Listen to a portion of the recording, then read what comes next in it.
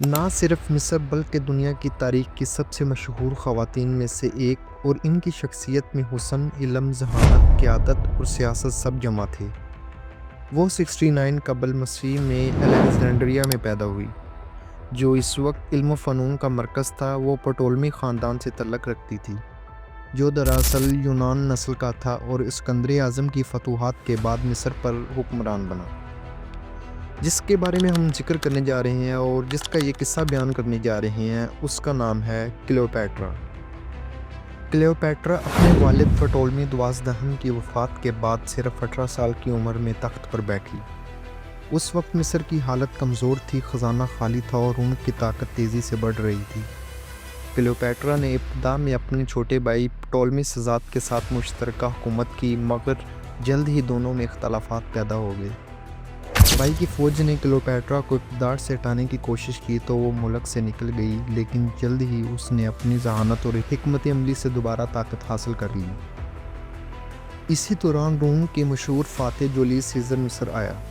Cleopatra نے ایک مشہور ترکیب کے ذریعے اس سے ملاقات کی۔ کہا جاتا ہے کہ وہ ایک قالین میں لپٹی ہوئی خفیہ طور پر محل میں داخل ہوئی تاکہ سیزر کے سامنے پیش ہو سکے۔ سیزر اس کی ذہانت، گفتگو اور حسن سے متاثر ہوا اور اس نے کلیوپیٹرا کی مدد کی کہ وہ دوبارہ مصر کی مکمل حکمران بن جائے۔ دونوں کے درمیان ایک تعلق قائم ہوا اور ان کا ایک بیٹا بھی پیدا ہوا جس کا نام سیزرین رکھا گیا۔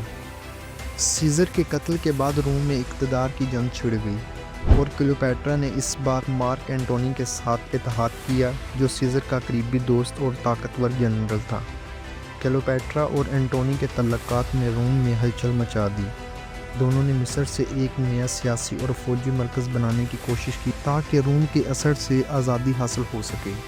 ان کے درمیان گہری محبت بھی پیدا ہوئی اور دونوں نے مل کر عظیم منصوبے بنائے۔ لیکن روم کے ایک اور طاقتور شخص آکٹیوین نے ان کے خلاف جنگ چھیڑ دی، جو بعد میں اگسٹس سیزر کہلایا۔